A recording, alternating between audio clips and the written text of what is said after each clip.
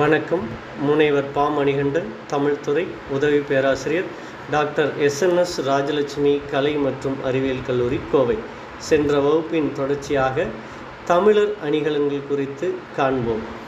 பண்டைய காலத்து தமிழர்கள் வீரத்திற்கு மட்டும் பெயர் போனவர்கள் அல்ல, விதவிதமான அணிகலன்களை அணிவதிலும் சிறந்து விளங்கினர். தமிழர் அணிகலன்களை தலையணி, செவியணி, கழுத்தணி, மார்பணி, கையணி, இடையணி, காலில் அணியும் அணிகலன்கள் என்று பிரிக்கலாம்.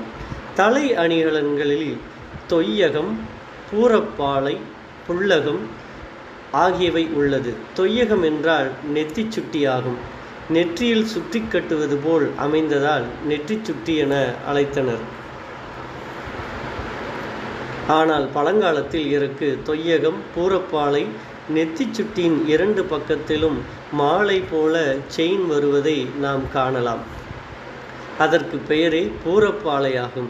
புல்லகம் என்றால் சூரிய பிரபை, சந்திர பிரபை ஆகும்.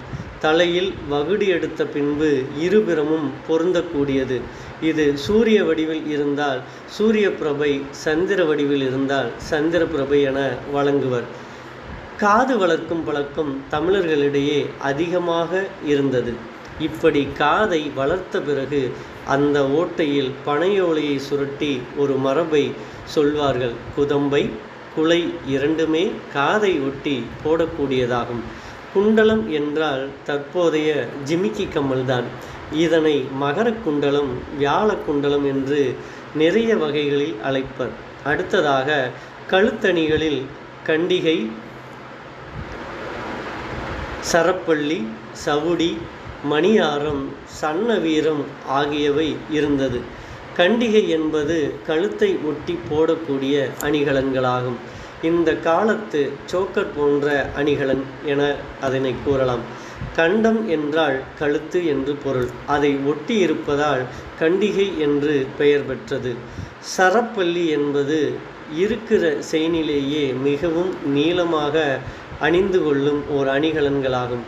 நிறைய பெண்களுக்கு இன்றும் செயின் நீளமாக போட்டுக்கொள்வதில் அதீத விருப்பம் உண்டு. காசு மாலை, மாங்காய் மாலை நீளமாக இருந்தால் எப்படி இருக்குமோ அதுவே சரப்பள்ளி ஆகும்.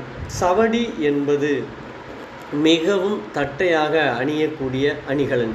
இது கழுத்தை ஒட்டியும் வராது, நீளமாகவும் வராது. மணியாரம் என்பது கோர்க்கப்பட்டு ஆரமாக வராது. மணிகளால் கோர்ப்பட்டு ஆரமாக அமைவதும் இதில் ஒரு சரம், இரு சரம், முச்சரம் என்று அமைந்திருக்கிறது. சன்னவீரம் என்பது பிராமணர்கள் அணியும் பூநூல் போன்று இருக்கக்கூடியதாகும். அடுத்த பார்க்க விரும்பும் மார்பணிகள் பூநூல், உரசூத்திரம், ஸ்தனசூத்திரம், உத்தரபந்தமாகும். கையணி வகைகளில் தோள்வளை, கடகவளை, கைவளை, கைசரி, பரியகம், மோதிரங்கள், தோள்வளை என்பது திருமண வீடுகளில் அணிந்திருக்கும் அணிகலன்களை பார்த்தால் தெரியும். அங்கிருக்கக்கூடிய பெண்கள் கைகளில் அணியக்கூடியதாகும். கடகவளை என்பது முழங்கையை ஒட்டி வரக்கூடிய அணிகலன்களாகும். தோள்வளை நிறைய வேலைப்பாடுகள் செய்யப்பட்டிருக்கும். ஆனால் கடகவளையில் வேலைப்பாடுகள் அதிகமாக இருக்காது.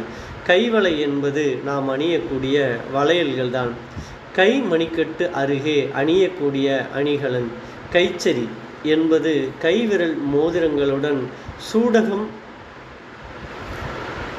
கைச்சரி நடுவிலே பதக்கம் போல வந்தால் அதை புரியகம் என்று சொல்கிறோம். கைவிரல் மோதிரங்கள் நாம் அனைவருக்குமே தெரியக்கூடிய ஒன்றுதான். விரல்களில் அணியக்கூடிய மோதிரம். இடையணி இரண்டு உண்டு. ஒன்று மேகலை, அரைப்பட்டிகை என்பதாகும். மேகலை என்பது பெண்கள் அணியக்கூடிய ஒட்டியானமாகும். ஆண்கள் அணிவதற்கு பெயர் அரைப்பட்டிகை. இறுதியாக கால்களில் அணியக்கூடிய அணிகலன்கள்.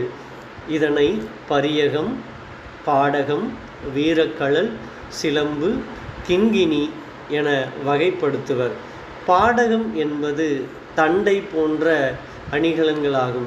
கால் மோதிரத்துடன் இணைவது போல் அமைந்திருந்தால் அதனை பரியகம் என அழைப்பர். பெண்கள் மட்டுமல்லாமல் ஆண்களும் பரியகம் அணிந்திருந்தார்கள். ஆண்கள் அணிவது வீரக்கழல் என அழைப்பர். பெண்கள் அணிவது சிலம்பாகும்.